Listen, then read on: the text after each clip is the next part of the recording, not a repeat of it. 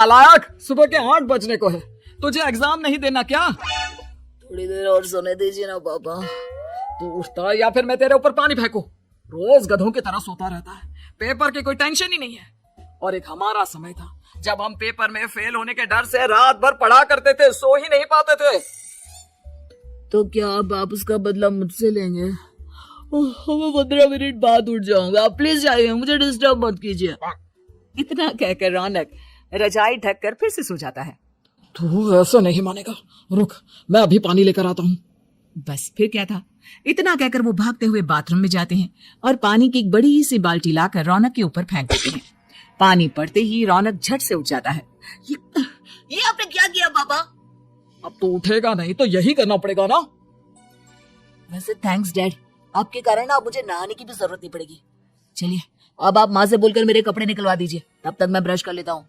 वैसे कल ना आप एक काम और करना, नहलाने के साथ साथ मुझे ब्रश भी करवा देना। ये ब्रश करने में ना मुझे बहुत आलस आता है। रौनक की बातों से अरविंद का मुंह खुला का खुला रह जाता है। वो अपनी पत्नी कमला के पास जाता है और रौनक की हरकतों के बारे में बताता है, जिसे सुन उसकी पत्नी हंसने लगती है। तुम अपने बेटे को समझाने के बजाय हंस रही हो।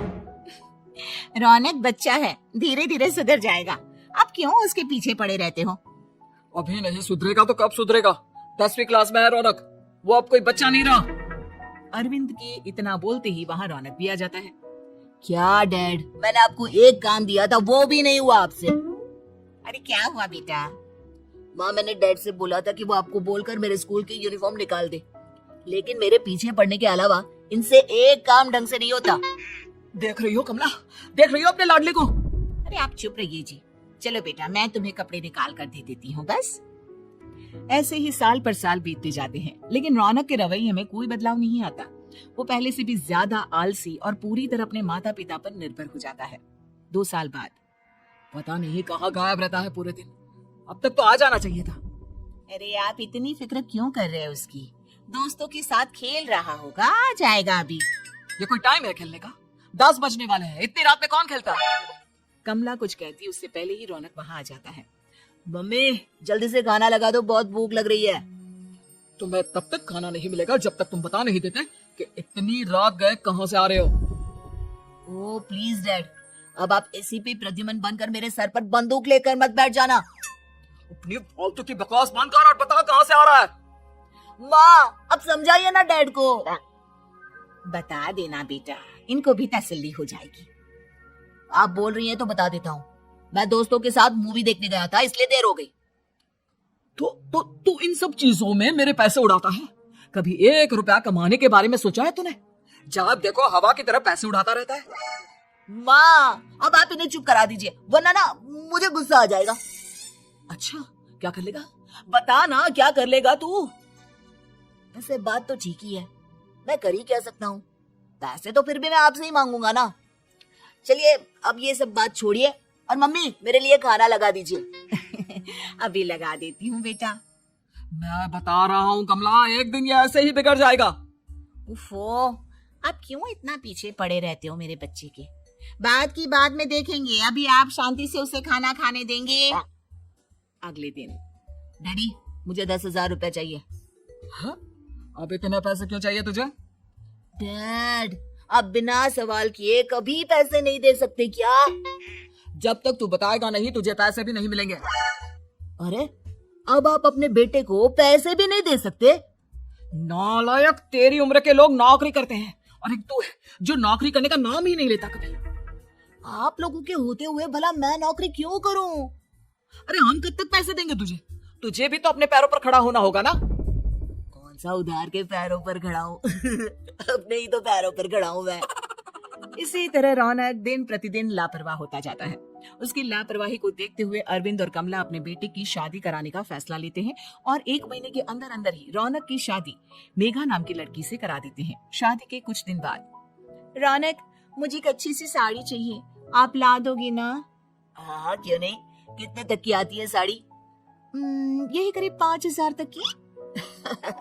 तुम चिंता मत करो, मैं आज ही डैडी से पैसे मांगकर तुम्हारे लिए साड़ी ले आऊंगा। आप कब तक ऐसे ही अपने पापा से पैसे मांगते रहेंगी? कोई अच्छी सी नौकरी क्यों नहीं कर लेते आप? अरे डैड के होते हुए मुझे नौकरी करने की जरूरत ही क्या है? फिर आप ऐसे कब तक उनसे पैसे मांगते रहेंगे? कुछ आपको अपने दम पर भी तो करना होगा ना। अब तुम भी बाकी लोगों की तरह मुझे ज्ञान देना शुरू मत कर देना। साड़ी चाहिए ना तुम्हें, मिल जाएगी बस। इतना कहकर रौनक अपने पिता से पैसे मांगने चला जाता है। डैडी मुझे 5,000 रुपया चाहिए।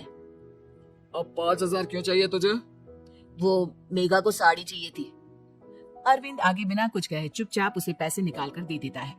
कुछ दिन बाद तुम्हें नहीं लगता कमला, रौनक हम पर पहले से भी ज्यादा डिपेंड हो गया है? मुझे तो अब उसके भविष्य की चिंता होने लगी है। कल को हमें कुछ हो गया तो वो क्या करेगा? काश तुमने पहले ये सोच लिया होता तो आज हमारा बेटा इतना लापरवाह नहीं होता। तब मुझे कहाँ पता था कि मेरा लाड प्यार उसे इतना बिगाड़ देगा कि वो इस हद तक लापरवाह बन जाएगा। कोई बात नहीं, अभी भी देर नहीं हुई। मुझे पता है उसे कैसे सुधारा जा सकता है। कैसे? अरविंद कुछ कहता उससे पहले रौनक वहां आ जाता है और पैसों के लिए हाथ फैलाने लगता है।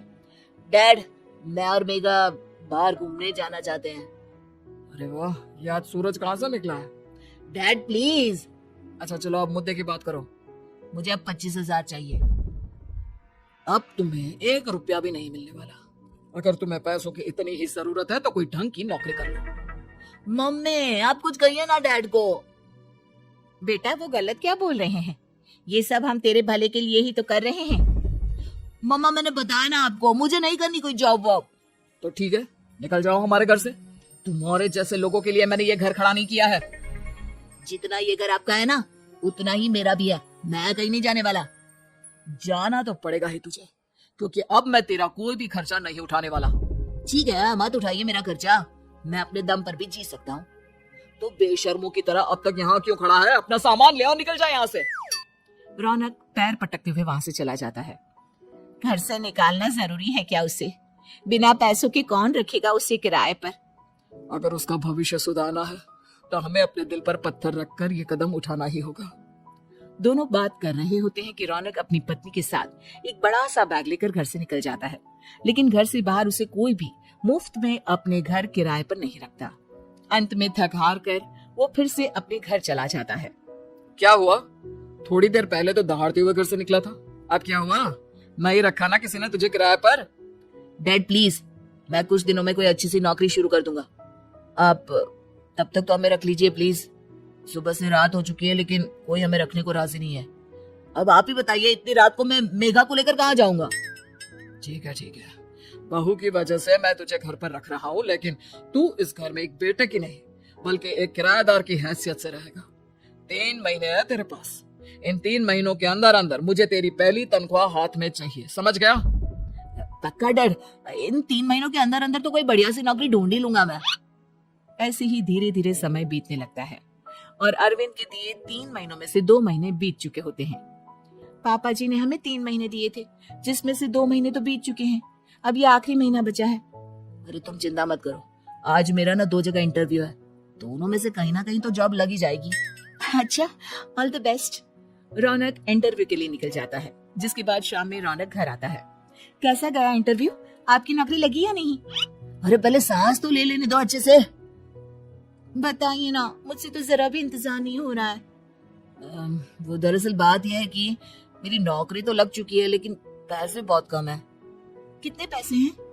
15,000। इतने में अरविंद और कमला मिठाई का डिब्बा लेकर आ जाते हैं। बधाई हो बेटा। हम जानते थे तेरी जॉब जरूर लगेगी। लेकिन मेरी सैलरी बहुत कम है मम्मा। कम है तो क्या हुआ, धीरे धीरे बढ़ जाएगी। हाँ बेटा, हम तो बस चाहते थे कि तू अपने पैरों पर खड़ा हो जाए। मतलब अब आप मुझे घर से नहीं निकालेंगे? नहीं, ये सब हमने तुझे जिम्मेदार इंसान बनाने के लिए किया था। थैंक यू मम्मी पापा, अगर आप दोनों ऐसा नहीं करते तो मुझे कभी अपनी जिम्मेदारियों का एहसास तक नहीं होता। आज आपने मुझे सिखा दिया कि इंसान का अपने पैरों पर खड़ा होना भी जरूरी होता है। इतना कहकर रौनक झट से अपने माता पिता के गले लग जाता है और अपनी कमाई की पहली तनख्वाह वो अपने माता पिता के हाथ में सौंपता है। इस तरह रौनक एक गैर जिम्मेदार व्यक्ति से एक जिम्मेदार व्यक्ति बन जाता है।